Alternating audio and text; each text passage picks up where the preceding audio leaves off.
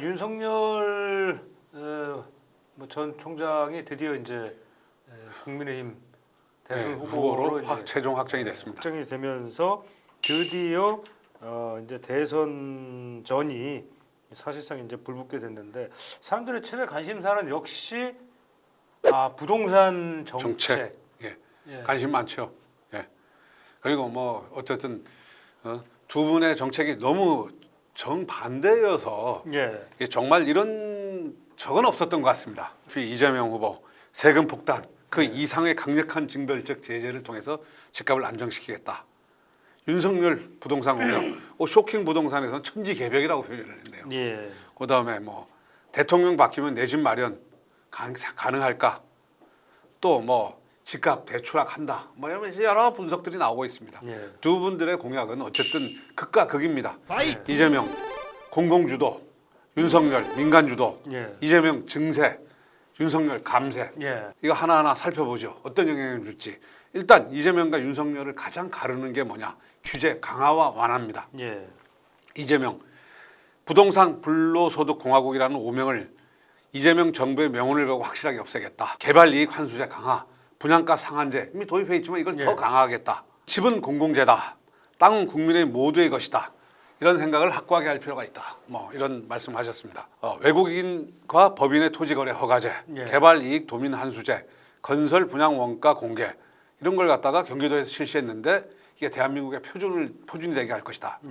그다음 수도권 있는 부동산 감독원 신설, 고위공직자들은 필수 부동산 외에 주식처럼 백지신탁제도를 도입해서 다 팔든지 아니면 뭐 위탁해 강제 매각하겠다. 어쨌든 여러 가지 보면 규제가 굉장히 강하겠다는 거예요. 문재인 정부의 어쨌든 2기, 3기 이런 모습입니다. 근데 이런 것들은 문제는 뭐냐면 문재인 정부에서도 문제가 됐던 것이 이런 규제를 강화했더니 공급이 줄어들었어요. 그 부분을 어떻게 극복하느냐 이게 굉장히 중요하겠죠. 그다음에 윤석열 후보 규제 완화입니다.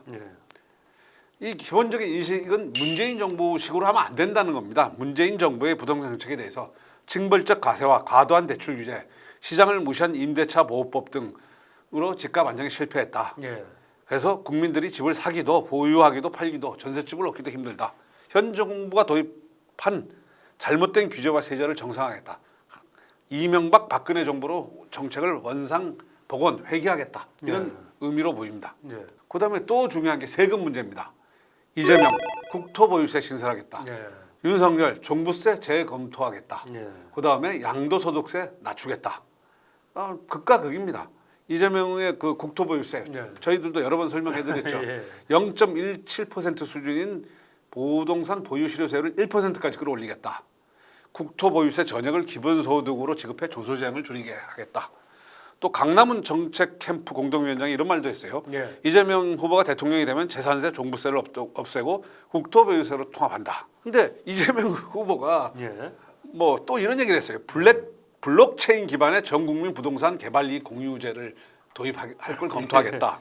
이게 굉장히 무슨 말인지 잘 모르겠지만 어쨌든 큰 블록체인이나 비트코인 뭐 이런 데는 큰 호재가 될 것 같아요.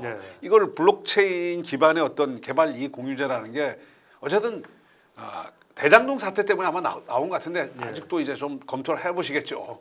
기본소득하고 비슷한 것 같습니다. 그냥 다 나눠주겠다 뭐 이런 거 그렇겠죠. 아니기도 하고. 윤석열 매물 증가를 위해서 한시적 양도세 인하하겠다. 이것도 이건 기본적으로 시장주의자들이 요구했던 뭔가 정책이에요. 그러니까 양도세를 중과세했지만 매물은 늘지 않고 오히려 증여만 늘었다.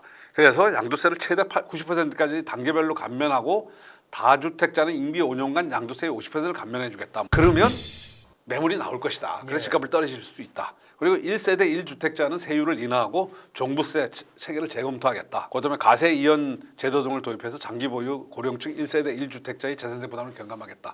요거는 이재명 후보도 비슷한 얘기를 했어요. 1가구 1주택자에 대해서는 세금을 좀 완화해준다. 그다음에 고령자를 위해서 가세 이연 제도 나중에 납부할 수 있는 뭐 그런 건 비슷한 것 같습니다. 유일한 어떻게 보면 공통점일 수도 있겠네요. 그렇죠. 근데 이 양도세를 한시적으로 완화해야 된다는 건 지금까지 뭐 시장주의, 뭐 저희도 마찬가지고 많은 전문가들이 얘기했던 겁니다.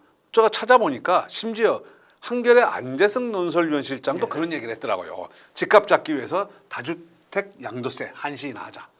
이건 이거 참 약간 뭐라 그럴까 하얀의 극과 극입니다. 근데 두 분이 모두 또 이제 공급 확대에 대해서는 인식을 같이 해요. 예. 이재명 후보가 상상이 안 되는 대규모 주택 공급 정책을 준비 중이다. 이 상상이 안 된다는 겁니다. 상상이 안 됩니다, 진짜. 근데 이재명 후보가 지금까지 낸 건 임기 내 250만 호 공급, 최소 100만 호를 기본주택으로 배정하겠다.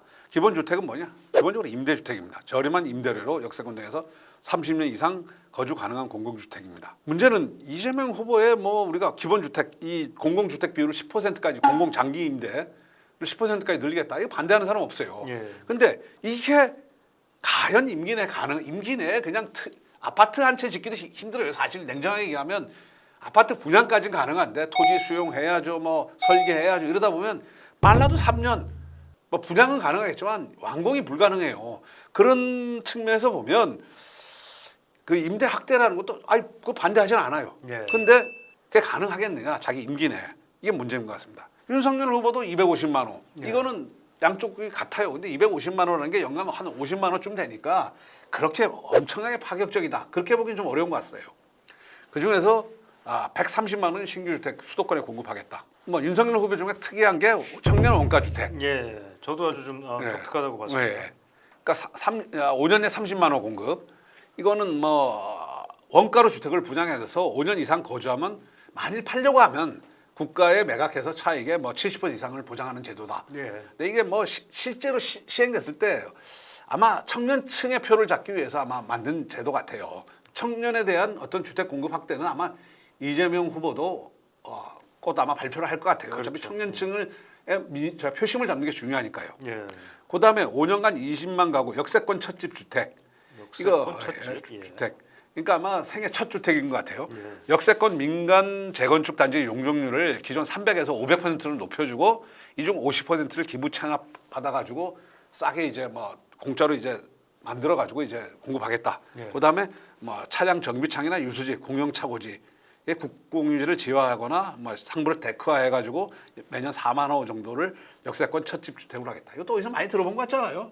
예전에 다 했던 얘기죠. 이명박 대통령도 하셨고, 그다음에 문재인 정부에서도 최근에 하고 있는 거니까 어쨌든 된 적은 잘 없습니다. 거의 안 되죠. 어쨌든 뭐 공급을 늘리겠다는 그거니까요. 근데 자 공급 확대에 대해서 우리 냉정하게 한번 바라봅시다. 임기 5년 내 아까 말씀드렸죠. 신도시는 고사하고 아파트 단지 인허가에서 착공 완공도 힘들어요. 5년에 물론 공공이 개입돼서 옛날처럼 마구 강제 수용 무상? 요즘 지난번에 LH 사태, 대장동 사태 때문에 예. 공공이 토지 수용하는 게 쉽지 않아요. 예. 그러니까 솔직한 얘기로 두 분의 어떤 공약이 공급 확대에 대한 공약이라는 거는 예. 자기 임기 내에서 어떤 성과를 거두기가 굉장히 어려울 것 같아요. 그러니까 지금 문재인 정부도 뭐냐? 앞으로 7, 8년 후에 입주할 걸 지금 선분양해버리잖아요. 사전 청약이라는 이름으로. 예. 그러니까 어쨌든 틀을 잡는다는 측면에서는 의미가 있는 것 같아요. 뭐 공급 확대. 지난번에 말씀드렸지만 김원미 효과. 우리 공급 필요 없다. 이러다가 막 나중에 난리가 나니까 뒤늦게 이제 하는 거죠. 그러니까 이게 지금 사실은 어떻게 보면 문재인 정부가 초기에는 약간 진보적 뭐 임대 뭐 이렇게 하다가 후반기에 와가지고 집값이 난리가 나니까 어쩔 수 없이 공급 확대 정책을 확 펴고 있어요. 이거 어느 정부하고 비슷하죠? 노무현 정부 때랑 비슷하잖아요. 네. 2015년 피크였어요. 근데 다시 아마 2011년부터 급격히 공급이 늘어날 겁니다. 그다음에 이거에 대해서 아마 이 하버드 박사 이상현 교수님께서 이제 어디 출연하셔가지고 내년 10년 겨울잠 지코노미 출입하셨더라고요. 겨울장 오는 과학적 이유. 아마 이거는 이재명 후보에 대해서 말씀하셨는데 아마 이재명 후보가 됐든 누가 됐든 마찬가지예요. 집값이 이제 왜 내년 후년까지는 어쩔지 모르겠지만 그 한 2025년부터는 입주도 아마 폭발적으로 증가할 가능성이 높아요. 신도시도 이제 들어가고 그다음에 외곽 지역의 중저가 주택은 공급 과다 현상이 나타나는 거 아니냐 뭐 이런 얘기도 나오고 있습니다 지금. 그다음에 재개발 재건축 어떻게 될 거냐. 이재명 오세훈 민간 재개발 중단하라. 예. 투기 세력이 사유화할 것이다. 이재명 오세훈식 민간 재개발 피해는 국민이 진다. 재개발 재건축에 대해서 이재명 후보는 굉장히 부정적이에요. 아까 말씀하셨지만 외곽에는 공급이 늘어날지 모르겠지만 서울의 공급 자체를 굉장히 지금 사실은 지금 서울의 집값 문제가 박원순 시정 10년 동안 재개발 재건축을 줄여놓은 거의 결과라는 분석도 있지 않습니까? 예. 그걸 연장된다고 그러니까 일부 시장주의자들은 이재명 후보가 대통령이 되면 집값 더 오른다는 분석을 하는 분석의 근거가 되는 것 같아요. 윤석열 재건축 재개발 풀고 일기 신도시 리모델링 및 재건축하겠다 이런 거 했어요. 근데 윤석열 후보도 이거를 실제 정책이 들어가 만약 집권하더라도 폐기가 쉽지는 않을 거예요. 서울에 재건축 다 풀겠다고 했지 않습니까? 예. 근데 실제 집권해가지고는 쉽지 않잖아요. 왜냐? 그것 때문에 사실 단기적으로 집값 폭등이 발생했지 않습니까? 지금 빌라까지 막 다 뛰었지 않습니까? 그러면 이거를 어떻게 효율적으로 뭔가 이렇게 극복할 것이냐. 굉장히 어떤 주택 정책 폐기가 쉽지는 않은 상황인 것 같습니다. 이제 두 분의 정책을 한번 이제 정리를 해보자면 이재명 후보 한층 업그레이드된 문재인 정부식 규제 강화라고 저는 결론을 지었습니다. 수요 억제 정책, 다주택에 대한 징벌적 과세, 내 집 소유보다는 임대주택 선호, 기본주택이 그렇죠. 재개발, 재건축, 이익환수, 불로소득 징수, 세금 강화, 국토보유수. 문제는 굉장히 어떤 그러니까 민간의 어떤 공급을 위축시키고 있어요. 그럼 이걸 공공으로 얼마만큼 공급을 늘릴 수 있느냐? 그게 만약 공공주도의 주택 공급이 실패한다면 집값은 정말 일부에서 걱정하듯이 불장이 될 수도 있다.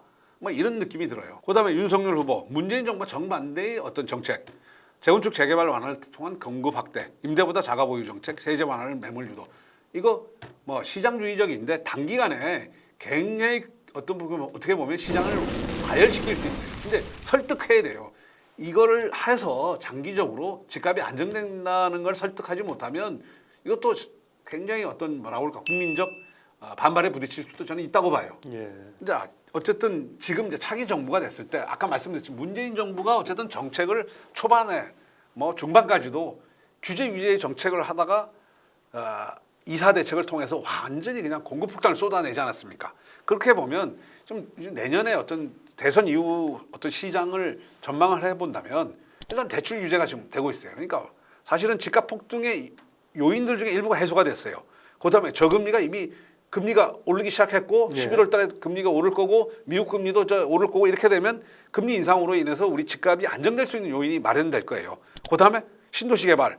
박근혜 정부 때 사실은 집이 너무 남아 돌고 미분양이 많아가지고 신도시 개발 중단했었거든요. 근데 신도시 이제 공급 폭탄이 이제 뭐 당장은 아니지만 지금 4년 차하고 있지 않습니까? 이게 뭐 3, 4년 점점 폭탄이 이제 터지기 시작할 거예요. 그렇다 보면 집값 폭등의 원인들 중에 상당 부분 한 적어도 절반은 해소되는 거 아니냐. 그다음에 GTX. 이게 GTX가 집값을 많이 올렸지 않습니까? 근데 GTX가 완공이 된다는 건 뭐냐면 집값을 전반적으로 안정될 수 있는 일부 지역은 오르겠지만 서울 수도권의 집값을 안정시킬 수 있는 획기적인 수단이에요. 근데 우리가 지금 정부가 좀 잘못했던 게 뭐냐면 GTX를 만들면서 신도시와 연계를 했었어야 되는데 GTX 만 끝에다가 정말 저렴하게 평당 뭐 1,000만 원 이하짜리의 아파트 신도시를 한 200만 가구, 한 20만 가구, 30만 가구짜리를 끝에다가 해가지고 했었으면 그거 한 20만 가구짜리 한 5개 만들었으면 100만 가구 그냥 신도시 만들 수 있거든요. 거기 땅값도 싸고. 그다음에 공급 부족. 이 문제는 아직도 남아 있어요. 수도권 재개발 재건축은 이제 서울의 공급 부족 문제, 임대차 3법이 초래한 전세 문제. 그러니까 어쨌든 다음 대통령 때 보면 지금보다는 집값 문제가 한층 더 이렇게 뭔가 이렇게 이 정도의 쟁점은 문재인 정부 말기만큼 쟁점되지는 않을 것 같다는 저는 생각이 들어요. 어떻게 보세요? 결과적으로는 뭐 예전에 그 노무현 대통령이 지나고 나서 물론 이제 뭐 이명박 대통령이 들어오고 나서 사실은 뭐 대외적인 요인도 있었지만은 그런 것들이 있었지만 뭐 사실상 공급의 효과나 이제 이런 것들이 본격화됐던 게 그렇죠. 사실은 이명박 정부 때이기 때문에 저도 지금 사실은 우리 차 기자님이 얘기하신 것처럼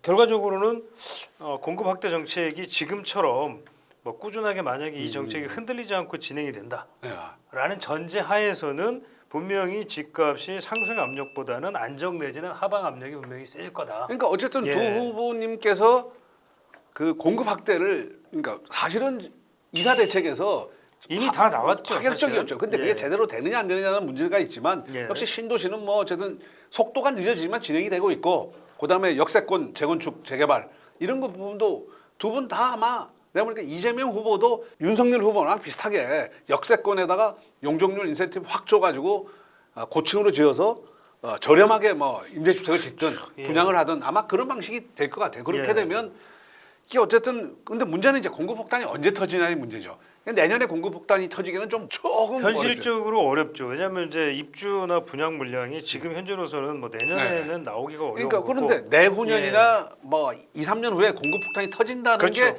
확실시되면 또 그렇죠. 시장이 또 안정화되는데 큰 역할을 하지 않을까요? 내년에 집값이 오를 것 같아. 앞으로 오를 것 같아라는 가시화 때문에 집값이 지금 오르는 거와 마찬가지로 내년 이후엔 집값이 떨어진다 하니 굳이 내가 서두를 이유가 없으니 이제 안 살래, 좀 기다릴래. 이런 인식이 확산이 된다면 집값이 이제 안정을 찾아갈 것이다. 누가 대통령이 되든 간에 그런 믿음을 줘야 될 것 같아요. 뭔가 그러니까 중요한 건 그건 것 같습니다. 이제 시장의 어떤 그런 확실한 어떤 믿음이나 시그널을 확실히 줘서 이거는 분명히 집값이 안정이 될 거야라는 확신을 줄 수 있어요. 두 분의 정책이 좀 정상반되는데 현실적으로 집권하시면 서로 상대방의 정책도 좋은 정책이 있으면 벤치 마킹 하셔야죠. 그렇죠. 무슨 지금이야 저희는 사실은 그렇게 기대합니다. 그러니까 서로 이제 뭐 경쟁을 하다 보니까 야 너 정반대인데 정책이라는 게 어떻게 정반대의 정책을 가지고 하기는 좀 이상한 모습인 것 같아요. 네. 물론 저희의 기대는 두 분 중에 뭐 누가 되시든 간에 5년 후에는 내가 괜히 쓸데없는 걱정을 했구나 이렇게 좀 할 정도로 좀 시장이 좀 안정이 돼서 국민들이 좀 부동산에 대한 걱정 없이 살았으면 좋겠다. 뭐 그런 기대는 한번 좀 가져봅니다.